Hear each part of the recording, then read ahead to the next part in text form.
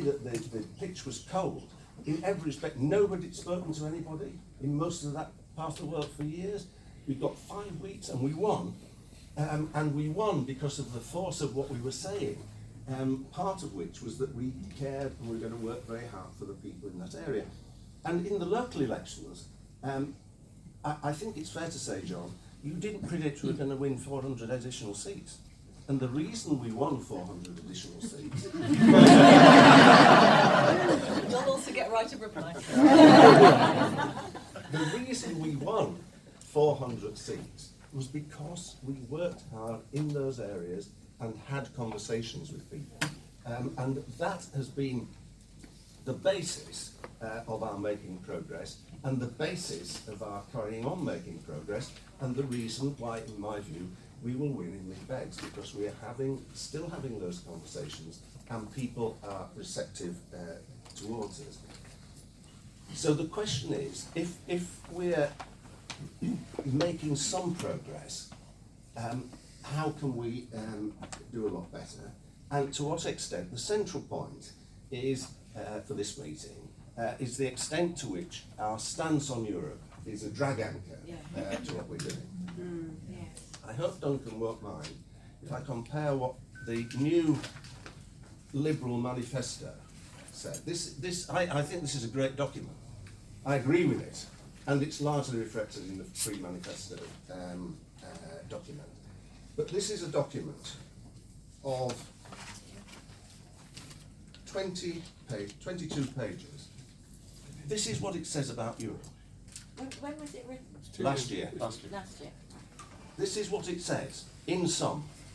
A commitment, this is what we should be doing, a commitment to working closely and collaboratively with the EU, and in the long term we believe UK's future lies within the EU. Compare that with the document, which I hope you're going to enthusiastically support tomorrow, which says... In chapter 21. In chapter 21, page 46, thank you very much, we talk about rebuilding links. We say, finally, once the ties of trust have been restored, we would aim to place the UK-EU relationship on a more formal and stable footing by seeking to join the single currency. All these measures will... Martin.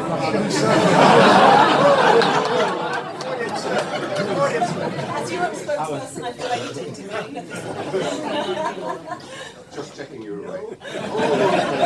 All these measures will help to restore the British economy and the prosperity and opportunities of its citizens, and all are also essential steps on the road to EU membership, which remains our longer-term objective. So that's the policy. The question then about Europe isn't what the policy is, it's how much you say about it and what language you use. And here, whatever any of us believe as individuals, it's incumbent on us as professionals to have a look at what the polls say. Ipsos, in August, asked people what issues mattered to them. And it went as follows. Inflation, economy, environment, NHS, immigration, housing, loss of faith in the government, poverty, education and schools, blah, blah, blah, blah. Where was Europe? How many people thought that Europe was the most important issue and Brexit was the most important issue facing the country? 2%. Our own polling, in seats which we have to win, narrow targeted polling, and I can't share all of it with you, shows that if we were to talk explicitly about joining the single market, this would not help us one bit and could indeed harm our position amongst those people who we need to get to join. And I thought it was interesting when, in terms of salience, when John said that our election results were no better in Leave or Remain areas. I think you said that, John. Yeah, exactly. The point is you aren't doing better in Leave areas. No. And why is that? Whereas the aim of the objective is to do better in Leave areas. Well, but why is that? The reason is that nobody was talking about Europe. Yeah, but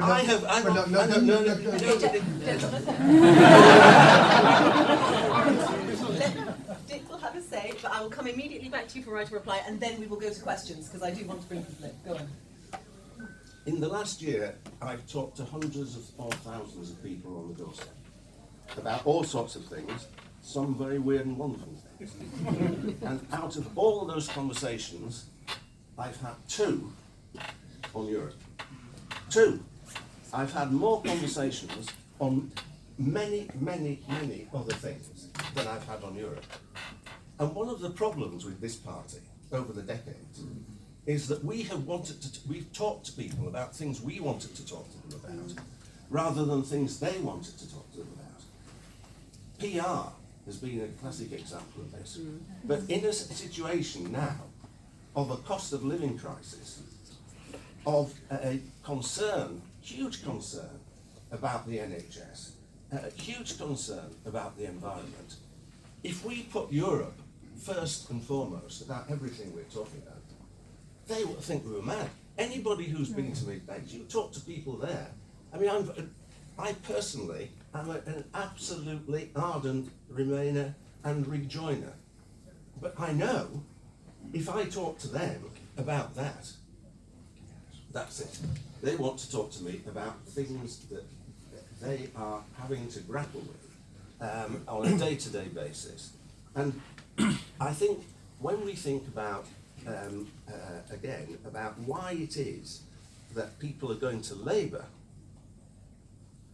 do I believe, obviously, I don't disagree with the figures. A lot of people who voted Remain have decided that who voted Remain and voted for us are going to vote for Labour. Do I think, or rather, why do I think they've done it? And one word that John didn't mention was Corbyn. And as we went round, I did a lot of canvassing. I see Edward there. I'm not sure it was your constituency, but I think it was Chelsea. And in the early part of the election campaign, we were doing really well on those really posh houses. And in the end, they all voted Tory. And it was because of fear of Corbyn. And you found it in working class areas as well. Well, Corbyn's not there. It's safe to vote for Labour again. And so I think, and in an environment where you've got a plausible Labour leader, is it surprising that some people who didn't vote Labour last time are now going to vote for that plausible leader, particularly in seats where they think that Labour are more likely to win last time? So I don't want to in any way downgrade the party's commitment to Europe, which is as strong as it has ever been.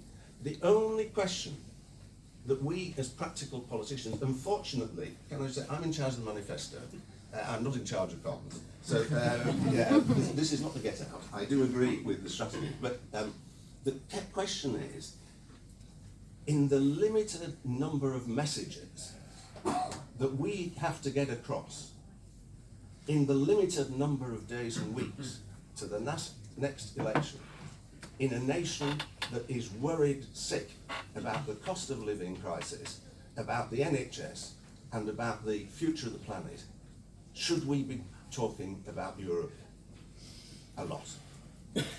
And the answer, in my view, I'm afraid, is no. Right.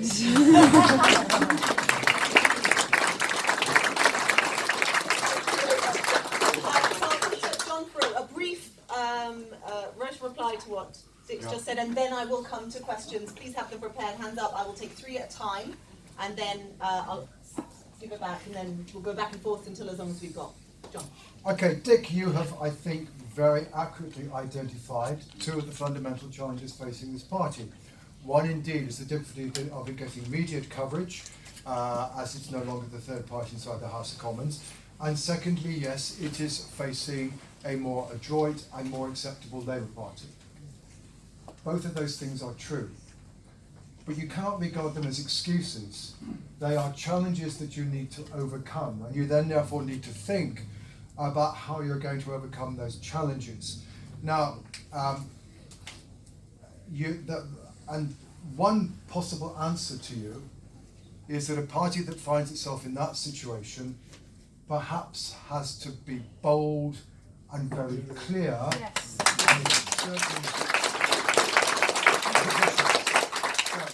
for example, a penny on income tax for health or education or whatever the various variations, once were.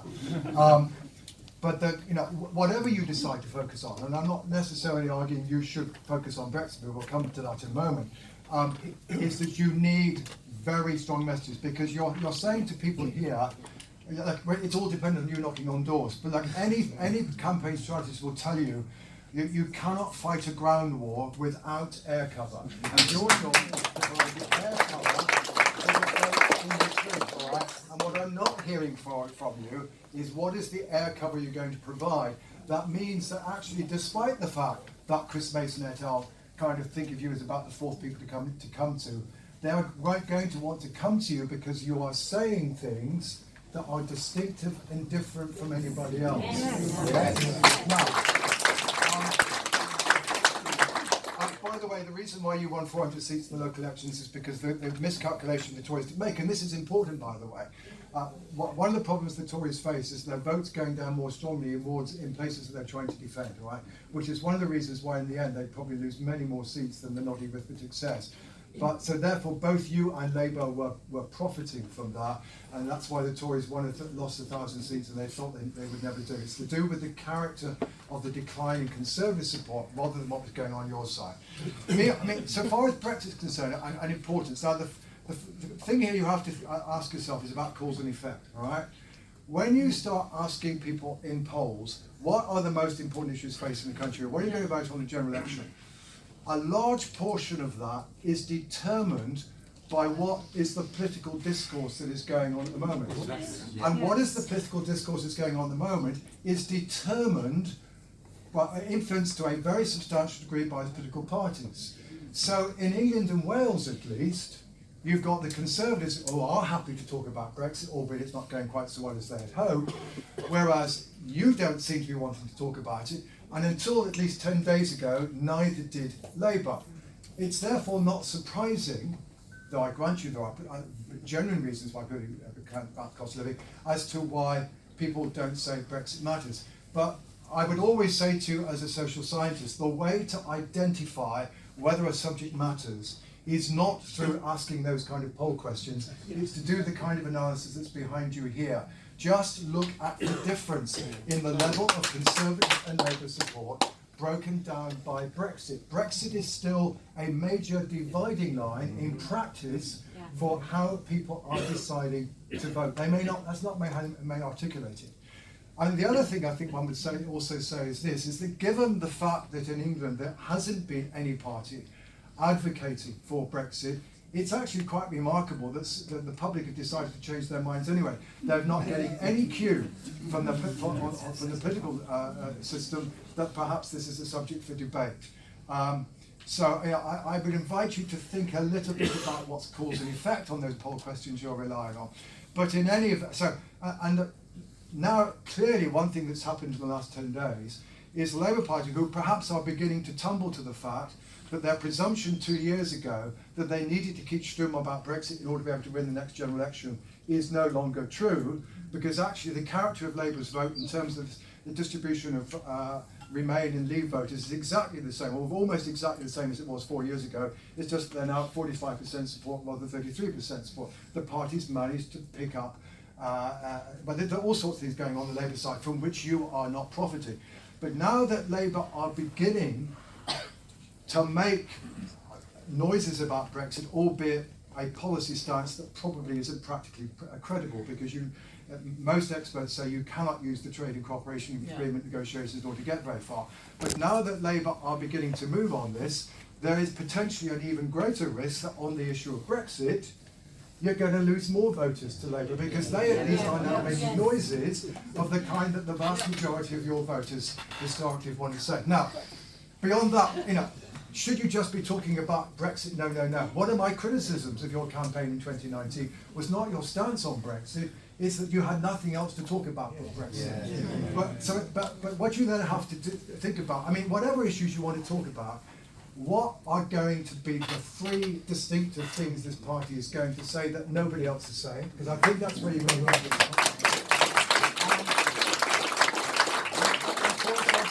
if you're going to talk about the cost of living and about better national health service. But one of the reasons why all these things are in difficulty is because of the fact that we're facing a fiscal crisis. Right? And some people would argue, I'm not necessarily saying this is true, but some people on the Remain side would argue that we're only going to get out of that fiscal crisis if we get much better economic growth, and we're only going to get much better economic growth if we improve our trade relations between the European Union. So the point is, therefore, if you were going, you don't want to just talk about Europe, but I think what you might want to think about is, can you think of ways of talking about Europe as part of the solution to what are the big questions that we have to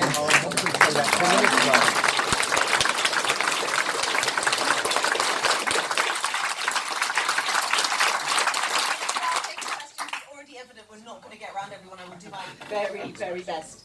1, 2. Sorry, I've had my hand up for about 10 minutes. Seriously. I've got a system and I'm going to follow my Okay. 1, 2, and gentleman at the back over there. Those 3 quick answers, and then we're going to get around as many as possible. Right, I'm Edward Lucas from Sisters London and Westminster, very strong Remain. We have EU flags on our leaflets, and it does come up a lot on the doorstep, and we're very happy to talk about it.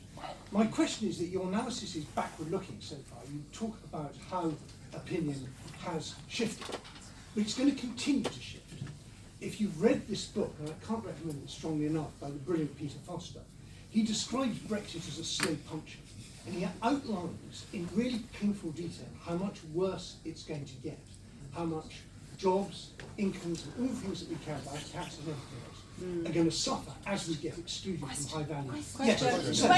So as soon as the trend continues, when are we going to jump on this horse? When are we going to jump on this horse? Just very briefly, I have never ever heard anybody on the doorstep voluntarily talk about carers, but yet it's something that is the main policy behind our party. I'm not saying it's not a good policy, but it's not something that comes up on the door, so I don't buy that as a reason. But what I've been saying to Ed and to Mike and to Mark, and keep getting shut down when I say it, is that I don't want any of them to stand up now and say we must rejoin the EU. What I want to hear our leader say, and what I think would give us airtime and traction amongst the 50-60% of the population who feel devastated by Brexit, I want to hear them say our NHS is in crisis and it's been made worse by Brexit. Our industry is on its knees, our pubs are closing because they can't get staff because of Brexit. Our economy is stalling. Brexit has made it worse. It's not a question, that's what I want to hear them say, and I can't understand why they can't say it. Do you have a question? This is an actual question. Because from now on, I'm only taking questions. Go.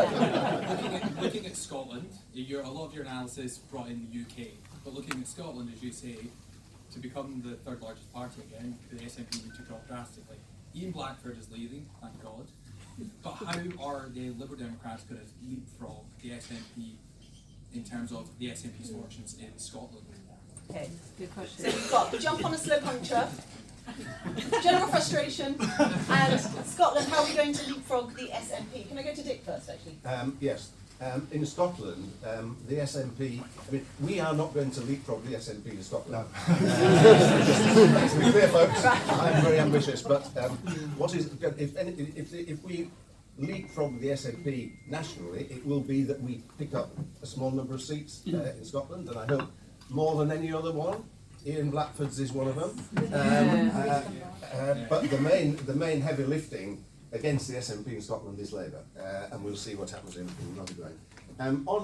Jumping on the horse, slow puncture, and everything made worse. The great thing to me about this policy, in one level, is it enables you to be as pro the single market, as pro rejoin as you want. And the question is, the whole question that we're discussing is where you put the dial. How much you turn up the dial, how often you talk about it.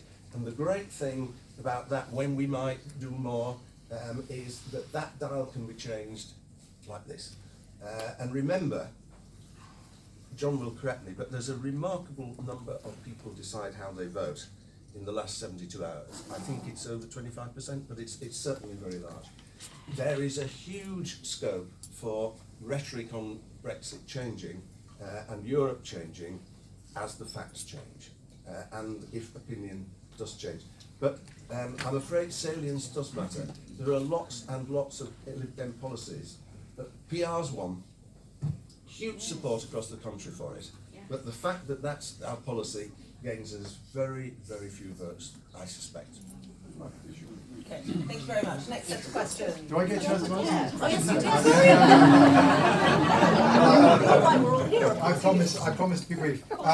Ed, I would be wary of assuming, under current circumstances, that public opinion is necessarily going to drift dramatically further in a anti-Brexit direction. You can see it's been pretty flatlined for around 12 months or so.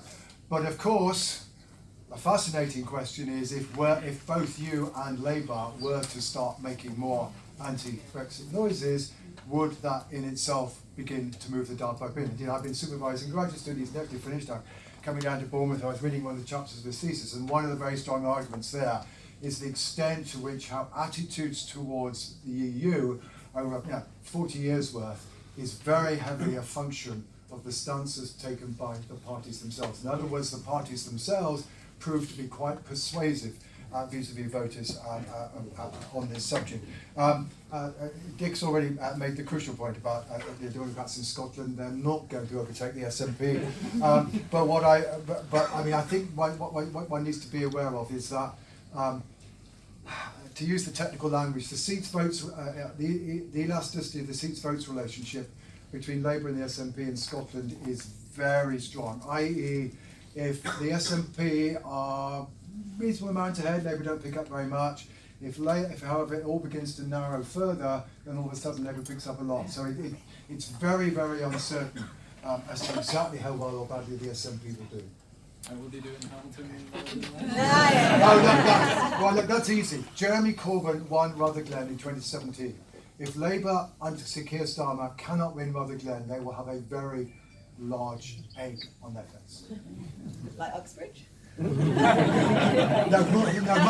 Much more serious than Uxbridge. Fair enough. Right, so I'm going to have lady here.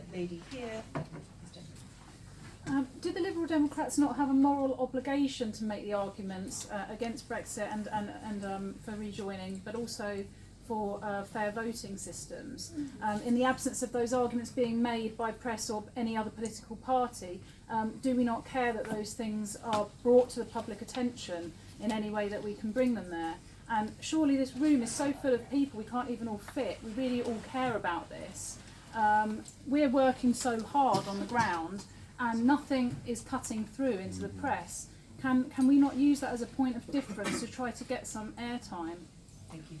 Next question. I'm wondering how we can get your average person who isn't politically minded or voted Leave to get the difference between the single market and the EU.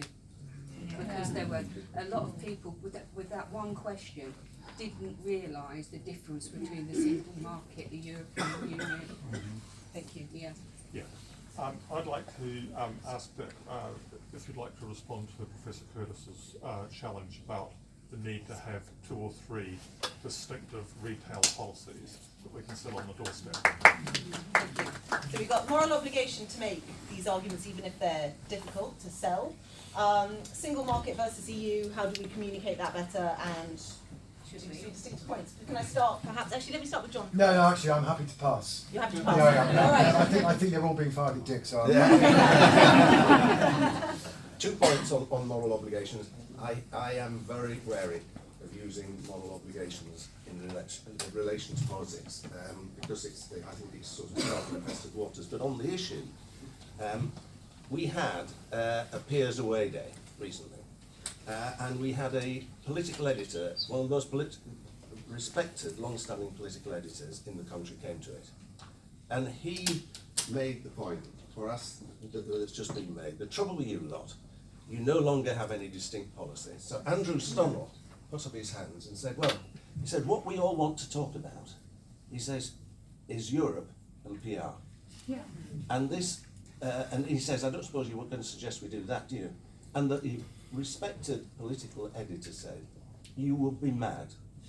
Right? Those were his words. And he is not from a paper that's very, very hostile to us. To the extent we have a moral obligation, our obligation at the next election, moral or whatever, is to get rid of blooming Tories. End of. Finish. It's not working. What we're doing is not working. Well, hang on a second. It's worked in the by-elections. Well, yeah, because If we've you look thrown at- everything at them. Yes, like but if you look at what's happened, and I didn't mention this earlier on, you look at what happened in the local elections in the target seats. Who got the plurality of votes in many of those target seats? We did, because of the effort. And that's the only thing that Ed's focused on. It's the only thing that I'm focused on. Frankly, if the Lib Dems got 37 seats as an outcome for the next election, John's slightly suggesting that that's not, a bit, not all that brilliant. It's not. Well, It's not The brilliant, point is is, it? Dick, I was already anticipating the point that you've been making about the importance of this party of claiming third place in the House Yeah. of Commons. And what I was suggesting is that, leaving aside the uncertainties about Scotland, is that at the moment it is by no means clear that you will necessarily achieve that objective. Right. Oh, well, no, nothing's clear. Single market. Single market, well, we tried and failed before. During the referendum, there was huge amounts of all that period, we talked about it, and we had mixed success, and our ability to do it ourselves now, I think, is relatively limited. On having key policies, everybody agrees. We have got some policies in the 5 principles that we're talking about on the pre-manifesto. A lot of work's being done on all of those, and there's an element of watch this space. But the penny on income tax was A, wonderful, and cheap. You say to people, and anything, if I say to people, I'm going to give you something that you really want and it's not going to cost you very much, the likelihood is they're going to say, well, have that. But in the current circumstances, where poor old Jeremy Hunt's having to tell his party there's not a vast amount of money for tax cuts, which they want more than you want us to be talking about more Europe, it's the environment for making these sort of headline pledges is really, really tough. But I can assure you, there are many hours going into that. It's quite interesting, the coverage that we've got today with the pledge on care. I think they're in social care. There will be other retail policies. But frankly, if there were a silver bullet policy, which would do the trick, as it were, you'd all be telling us what it is. But Dick, it needs to be more retail policies, all right? One of the challenges that all 3 parties are struggling with at the moment is coming up with the strap lines that get messages across quickly, right? Yeah. Boris's Get Brexit Done was brilliant. Frankly, Liz Truss's a help out, not a handout was brilliant. The question, what you need at the end of the day is a message that synoptically tells people what this party is about, which is then underpinned by your policies, but the policies can only be the underpinning. They don't give the simple, quick, clear message. It gives people an idea what the party's about. And frankly, I think all 3 parties are struggling on this at the moment. Thank you. Right, next 3. The middle, gentleman with the, yes, well done. 1, 2, 3. Then we're coming back round here. Yeah. So we say we're the party of PR and Brexit and so on, and I thought this was about just general older messaging, not just Brexit. But we talk the same way as Labour and the Conservatives about the next election, and about, if we get 37 seats in the next election, fantastic, and then how many the next and the next. We think like a party in favour of 2-party, 4-year governments and nothing more, and we don't have that luxury. We need to be setting out where we're going to be and have points along the way. So why are we playing pandering to the Tories and Labour and tinkering at the edges of their messages and not putting forward our vision, which may not be for the next election, it may be to that point and the hence and hence. So we're not going to win the next general election, that's unfortunately a fact. But we don't seem to have a long-term plan, and yet we argue for PR, and the two don't go hand in hand. Yes. We cannot continue to fight a 4 or 5 year election period with nothing beyond that. So the penny income tax has been referenced several times now. Where did that policy go on education? It disappeared a long time ago. Would it have been consistently popular? I don't know, we didn't try, but it could be good to have some consistency. Thank you. So the question is, about being that party long term. Longer Why are term we not? vision. Thank you. Yeah. Long term vision. Quick Let's question. lady, sorry behind you. Yeah. Oh, hi. So this one is for John in particular. So I'm Sarah and I'm in London, and there's lots of Labour, we have lots of Labour facing seats in London as we do across the country. And there's an assumption that if Labour win the next general election, we can then take votes off them going forward.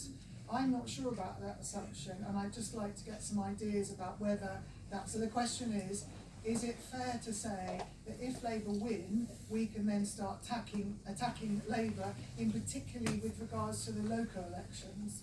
So it's that space of time between the next general and then the 2 years. Is 2 years enough for people to start hating Labour? I'll take that. 2 years enough for people to start hating Labour. So my question is, why are we not using our unique selling point? And we do have a unique selling point. John, you said we should have 3. We have 1. The silver bullet, as far as I believe, I am an ex-Tory. I'm only been a member for 1 month. I despise the Tories. I've served Boris Johnson canapes.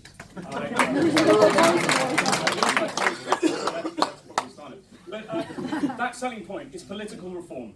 And it doesn't have to be PR. It doesn't have to be PR, it's political reform in general. We will win over disaffected Tories if we tell them that we will not be like the government that they have right now. We believe in a better politics, political reform, serious politics.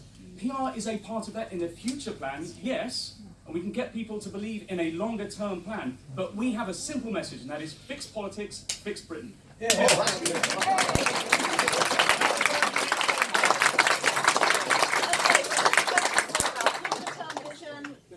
Is 2 years long enough to hate Labour? And why aren't we using our USP of political reform more? Who wants to start? Well, let me just pick up the second one. Yeah. I mean, the honest truth is that whoever wins the next election will basically be picking up a poisoned chalice. And you know, whereas in 1997 Labour inherited a country that was enjoying its best period of post-war economic history. The fiscal position was pretty good, although Labour were still very conservative about it. They eventually got the message not to do that. Now we've maxed out our credit card. We've got pretty record levels of taxation. Living standards have been falling. Maybe that's just about to stop. But we're not going to may just get back to where we were 4 years ago by next year. And meanwhile, the public services aren't working. All right? And of course, much of the public expenditure cuts that are needed to meet Jeremy Hunt's rules somehow or another are scheduled for after the election. Right? So it's going to be a very, very difficult environment. So, I mean, given that backdrop, it's probably a not unreasonable bet that whoever forms the next administration will struggle to remain popular for very long.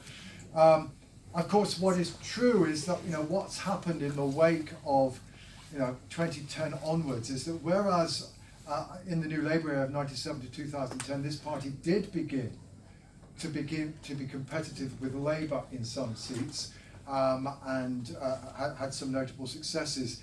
That element of as it were, the pre-coalition foundations is one element that's particularly heavily crumbled.